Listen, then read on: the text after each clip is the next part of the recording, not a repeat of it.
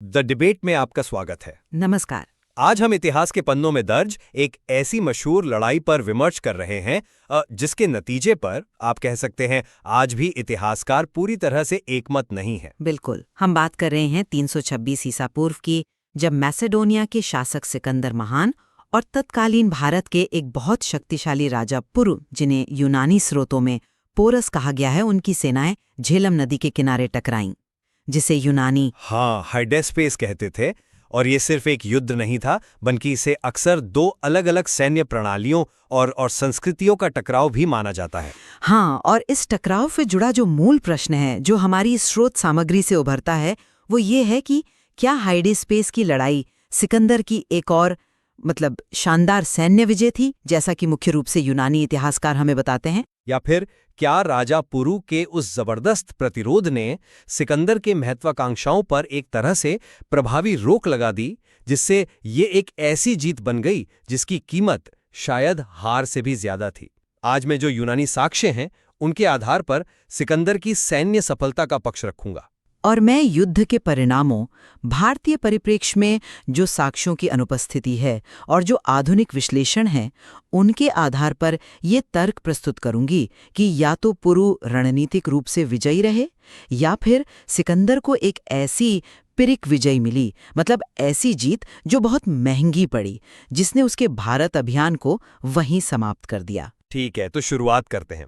देखिए, मेरा पक्ष काफी हद तक उन विवरणों पर आधारित है जो हमें प्रमुख यूनानी इतिहासकारों से मिलते हैं, जैसे एरियन, प्लूटार्क और डायोडोरस। ये हमारे पास इस युद्ध के सबसे विस्तृत समकालीन या कह सकते हैं निकट समकालीन वृत्तांत हैं, और वे लगभग एकमत से सिकंदर की रणनीतिक कुशलता और सैन्य विजय का जिक्र करते हैं। वे विस्तार से बताते हैं कि कैसे भारी बारिश और उफनती नदी के बावजूद सिकंदर ने रात के अंधेरे में अपनी सेना के एक हिस्से को बड़ी चतुराई से नदी पार करवाई, जबकि पुरु की सेना वो मुख्य घाट पर निगरानी रखे हुए थी। नदी पार करने की योजना वाकई में बहुत दुस्साहसी थी, इसमें तो कोई शक नहीं है। निश्चित रूप से। और जब युद्ध शुरू हुआ तो भयंकर प्रतिरोध के बावजूद सिकंदर की सेना, खासकर उनकी जो अनुशासित फैलंग संरचना थी, वो घने पैदल सैनिकों की व्यू रचना और उनकी अनुभवी घुड़सवार सेना, उन्होंने पुरु के हाथियों और पैदल सैनिकों पर एक निर्णायक बढ़त हासिल की। यूनानी स्रोत बताते हैं कि पुरु की सेना को भारी क्षति उठानी पड़ी, उनके हाथी बेकाबू हो गए और अंततः राजा पुरु, जो खुद असाधारण वीरता से लड़े, वो घायल अवस्था में बंदी बना लिए गए। इसके बाद जो हुआ वो भी महत्वपूर्ण है। सिकंदर ने पुरु की बहादुरी से प्रभावित होकर न केवल उन्हें सम्मानपूर्वक रिहा किया, बल्कि उनका राज्य लौटा दिया और उसमें कुछ और इलाके भी जोड़ दिए। ये एक आत्मविश्वास से भरे विजेता का उदार कदम था, जो एक पराजित शत्रु को अपना सहयोगी बना रहा था। ये किसी बराबरी के या हारे हुए शासक का काम नहीं था। मेरे विचार में ये स्पष्ट रूप से एक सैन्य विजय को दर्शाता है। आपकी बात में वजन है, खासकर जब हम केवल यूनानी स्रोतों पर ही निर्भर रहें। लेकिन मैं इतिहास की इस घटना को एक व्यापक परिप्रेक्ष्य में देखती हूँ, और यहीं से कुछ गंभीर सवाल उठते हैं। सबसे पहला और शायद सबसे चौंकाने वाला तथ्य ये है कि सिकंदर की इस कथित महान विजय और पुरु की निर्णायक हार का कोई भी समकालीन भारतीय साक्ष्य हमें मिलता ही नहीं है।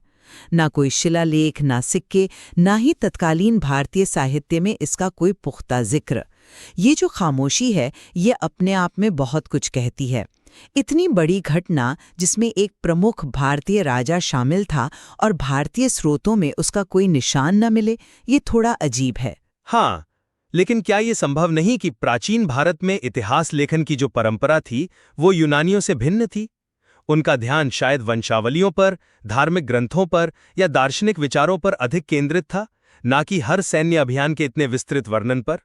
इसका मतलब ये तो नहीं कि घटना हुई ही नहीं या उसका महत्व कम था। मैं घटना के होने से इनकार नहीं कर रही हूँ, बिल्कुल नहीं। मैं उसके स्वरूप और उसके परिणाम पर प्रश्न उठा रही हूँ। ये सिर्फ इतिहास लेखन की भिन्नता का मामला नहीं हो सकता। बाद के मौर्य काल में या अन्य स्रोतों में भी हमें इसका कोई विश्वसनीय प्रतिध्वनि नहीं मिलती। चलिए थोड़ी देर के लिए मान भी लें कि लेखन में कमी थी, तो भी अगर ये इतनी बड़ी जीत होती तो कहीं तो लोक स्मृति में, कथाओं में या किसी अन्य रूप में इसका कोई संकेत तो मिलता। और जहां तक भारतीय स्रोतों का सवाल है, उनमें पुरु को एक वीर राजा के रूप में याद किया जाता है, सिकंदर के विजेता के रूप में नहीं। दूसरी बात, और ये बहुत महत्वपूर्ण है, अगर सिकंदर ने इतनी आसानी से और निर्णायक रूप से पुरु को हरा दिया होता तो उसका अगला तार्किक कदम क्या होता? जाहिर है, पूर्व की ओर बढ़ना, गंगा घाटी की ओर, जहां शक्तिशाली नंद साम्राज्य था, जिसकी सैन्य क्षमता के बारे में उसे खबर मिल चुकी थी, जो उस समय भारत का सबसे शक्तिशाली और विशाल साम्राज्य माना जाता था। लेकिन असल में हुआ क्या? उसकी अजेय सेना ब्यास नदी के तट पर पहुंचकर आगे बढ़ने से साफ इनकार कर देती है। हाँ, पर यूनानी इतिहासकार इसके लिए सेना की अत्यधिक थकान, सालों से घर से दूर रहने की पीड़ा और भविष्य के युद्धों के डर को जिम्मेदार ठहराते हैं। वो लोग लगातार अभियानों से थक चुके थे, ये तो स्वाभाविक है। मैं मानती हूं कि थकान एक कारण रही होगी, जरूर रही होगी, लेकिन क्या ये पूरी कहानी है? ये इनकार ठीक पुरु के साथ हुए उस भीषण युद्ध के बाद होता है। क्या ये महज एक संयोग है? क्या ये ज्यादा तार्किक नहीं लगता कि पुरु की सेना के जबरदस्त प्रतिरोध और झेलम के युद्ध में हुए भारी नुकसान, जिसे यूनानी स्रोत शायद कम करके आंकते हों, उसने मैसिडोनियन सेना का मनोबल इस कदर तोड़ दिया कि वे अब भारत के और अंदर जाने का जोखिम उठाना ही नहीं चाहते थे। ये लड़ाई सिकंदर के भारत अभियान का, आप कह सकती हैं, शिखर भी बनी और अंत भी। इसके बाद वो वापस मुड़ गया। इसी कारण कई आधुनिक इतिहासकार इसे पारंपरिक जीत के बजाय पिर्रिक विजय यानी पायरिक विक्ट्री के रूप में देखते हैं। एक ऐसी जीत जिसकी कीमत इतनी भारी हो कि वो रणनीतिक रूप से हार के समान हो। और देखिए, सिकंदर भारत से लौटने के बाद कोई बड़ा युद्ध नहीं जीत सका और कुछ ही वर्षों में बेबीलोन में उसकी मृत्यु हो गई। और उसके तुरंत बाद भारत में क्या होता है? चंद्रगुप्त मौर्य और चाणक्य का उदय और सिकंदर द्वारा नियुक्त यूनानी क्षत्रपों मतलब गवर्नरों का तेजी से सफाया। क्या ये सब एक निर्णायक यूनानी जीत के दीर्घकालिक परिणाम लगते हैं? मुझे तो नहीं लगते। आपने कई महत्वपूर्ण बिंदु उठाए हैं, इसमें कोई शक नहीं, विशेषकर साक्ष्यों की व्याख्या और युद्ध के परिणामों को लेकर। चलिए यूनानी वृत्तांतों की विश्वसनीयता पर थोड़ी और बात करते हैं। आप उनमें संभावित पूर्वाग्रह और अतिशयोक्ति की ओर इशारा कर रही हैं। ये सच है कि एरियन और प्लूटार्क जैसे इतिहासकार सिकंदर के कई दशक या सदियों बाद लिख रहे थे, और वे अक्सर उपलब्ध स्रोतों पर निर्भर थे, जिनमें सिकंदर के अपने साथियों के लिखे विवरण भी शामिल हो सकते हैं, जो स्वाभाविक रूप से उसकी छवि को बड़ा चढ़ाकर पेश कर सकते थे। लेकिन हमें ये भी मानना होगा कि वे ही हमारे पास उपलब्ध सबसे सुसंगत और विस्तृत नैरेटिव प्रदान करते हैं। तो क्या भारतीय स्रोतों की अनुपस्थिति मात्र के आधार पर हम इन विस्तृत विवरणों को पूरी तरह से नजरअंदाज कर सकते हैं? हो सकता है कि तत्कालीन मगध केंद्रित भारतीय शक्तियों के लिए उत्तर पश्चिम सीमांत पर हुआ ये युद्ध उतना केंद्रीय महत्व न रखता हो जितना हम आज समझ रहे हैं। देखिए, मैं उन्हें नजरअंदाज करने की बात नहीं कर रही हूँ, बिल्कुल नहीं, बल्कि उन्हें एक आलोचनात्मक दृष्टि से पढ़ने और उनके दावों को अन्य उपलब्ध साक्ष्यों या उनके अभाव के साथ तौलने की बात कर रही हूँ। यह सिर्फ मगध की दूरी का मामला नहीं हो सकता। पुरु कोई छोटा मोटा सरदार नहीं था, वो एक शक्तिशाली राजा था। सिकंदर खुद को विश्व विजेता के रूप में पेश कर रहा था।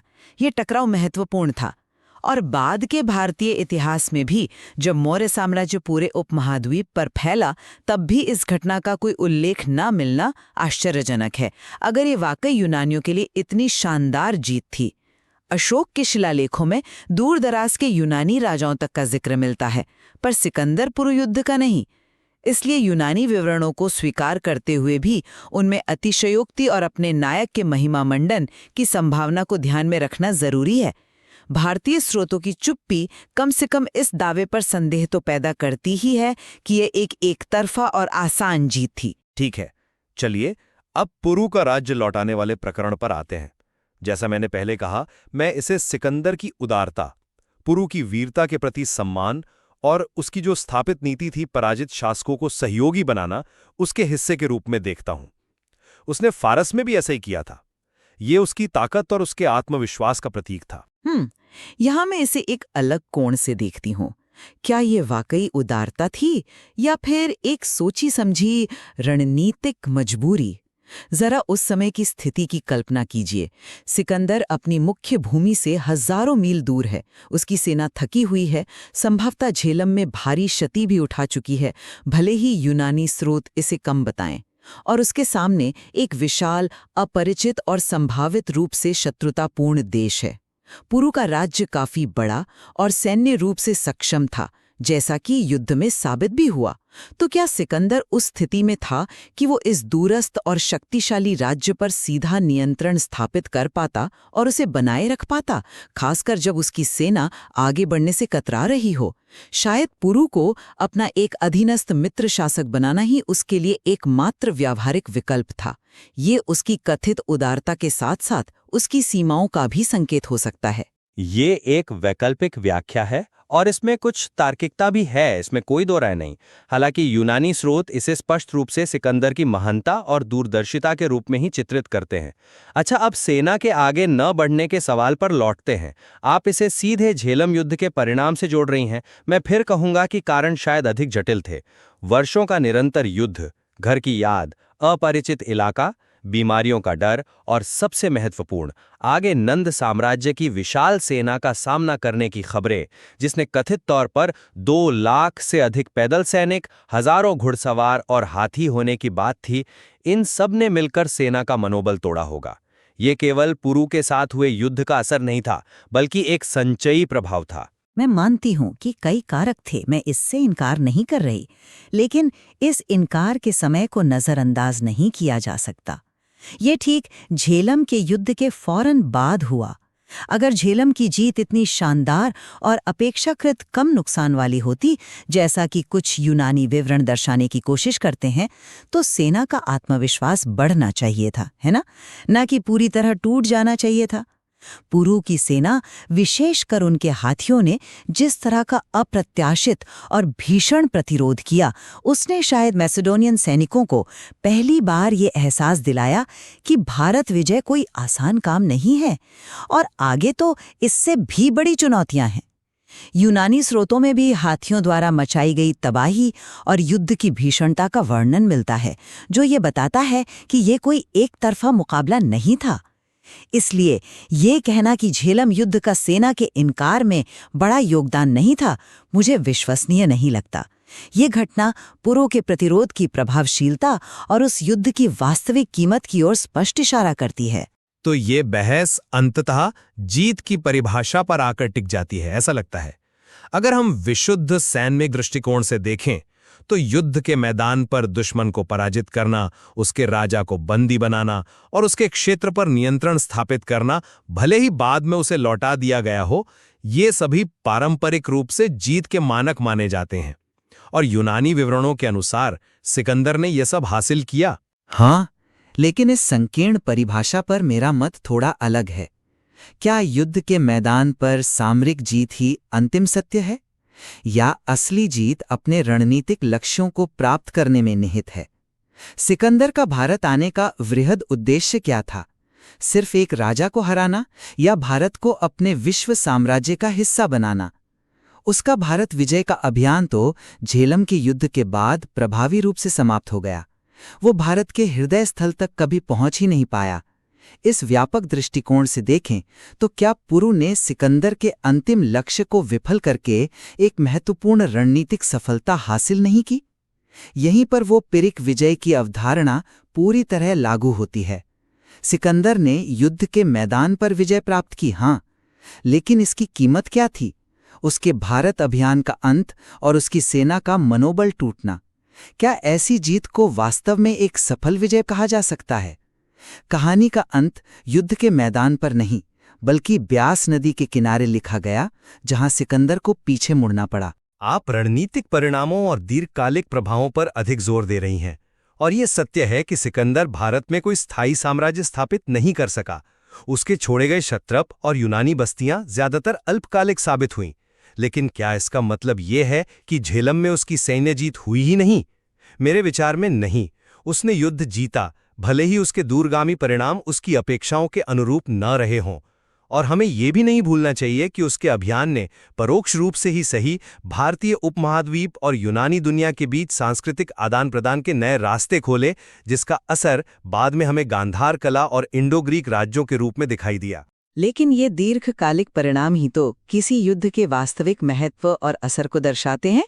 अगर आपकी जीत इतनी अस्थायी है कि आपके जाते ही उसका प्रभाव समाप्त हो जाए और विजित प्रदेशों पर स्थानीय शक्तियां फिर से हावी हो जाएं, तो उस सैन्य जीत का रणनीतिक मूल्य क्या रह जाता है? सिकंदर की मृत्यु के तुरंत बाद चंद्रगुप्त मौर्य का उदय, सेल्यूकस निकेटर, जो सिकंदर के सबसे शक्तिशाली उत्तराधिकारियों में से एक था, उसकी भारतीय राजा के हाथों पराजय और भारत से यूनानी राजनीतिक प्रभाव का लगभग पूरी तरह समाप्त हो जाना, ये सब मिलकर यही दर्शाते हैं कि झेलम में मिला प्रतिरोध और उसके बाद सेना का इनकार सिकंदर की शक्ति को भारत में स्थापित होने से रोकने में निर्णायक साबित हुआ। ये पुरु के प्रतिरोध की एक तरह से अप्रत्यक्ष सफलता और सिकंदर के अभियान की रणनीतिक विफलता को रेखांकित करता है। तो संक्षेप में कहूं तो मेरा पक्ष ये है कि उपलब्ध यूनानी ऐतिहासिक साक्ष्यों के आधार पर सिकंदर ने झेलम के युद्ध में एक स्पष्ट सैन्य विजय हासिल की थी। उसने सामरिक कुशलता दिखाई, पुरु की सेना को हराया और पुरु को बंदी बनाया। इन स्रोतों के अनुसार वो विजेता था और उसका पुरु के प्रति व्यवहार उसकी शक्ति और उदारता का प्रमाण था। वहीं मेरा निष्कर्ष ये है कि भारतीय साक्ष्यों की पूर्ण अनुपस्थिति, सिकंदर की सेना का ठीक इस युद्ध के बाद आगे बढ़ने से इनकार, उसके भारत अभियान का अचानक अंत और भारत में यूनानी प्रभाव का अत्यंत अल्पकालिक होना, ये सभी कारक मिलकर एक अलग तस्वीर पेश करते हैं। ये इस ओर इंगित करता है कि या तो पुरु ने प्रभावी ढंग से सिकंदर को रोककर एक रणनीतिक जीत हासिल की, या फिर सिकंदर को इतनी महंगी पिरिक विजय मिली कि उसकी आगे की महत्वाकांक्षाएं वहीं ध्वस्त हो गईं। हाँ, तो ये स्पष्ट है कि लगभग 2300 साल गुजर जाने के बाद भी इतिहास की इस महत्वपूर्ण घटना की व्याख्या पर इतिहासकारों के बीच मतभेद कायम है। मुख्य असहमति इस बात पर है कि हम उपलब्ध और अनुपलब्ध साक्ष्यों का मूल्यांकन कैसे करें और स्वयं जीत या हार का अर्थ क्या समझें। क्या ये केवल युद्ध के मैदान तक सीमित है या इसके रणनीतिक और दीर्घकालिक परिणाम अधिक मायने रखते हैं? बिल्कुल। और यही इतिहास की खूबसूरती भी है ना? यह हमें दिखाता है कि एक ही घटना को विभिन्न नजरियों, सबूतों और सांस्कृतिक संदर्भों से देखने पर कितने अलग-अलग अर्थ निकल सकते हैं। हमारी स्रोत सामग्री में निश्चित रूप से और भी कई परतें हैं जो हमें इस दिलचस्प विषय पर और गहराई से सोचने और अपनी समझ विकसित करने के लिए प्रेरित करती हैं। और हमेशा की तरह अंतिम निर्णय हम अपने श्रोताओं पर छोड़ते हैं कि वे प्रस्तुत तर्कों और उपलब्ध जानकारी के आधार पर अपना निष्कर्ष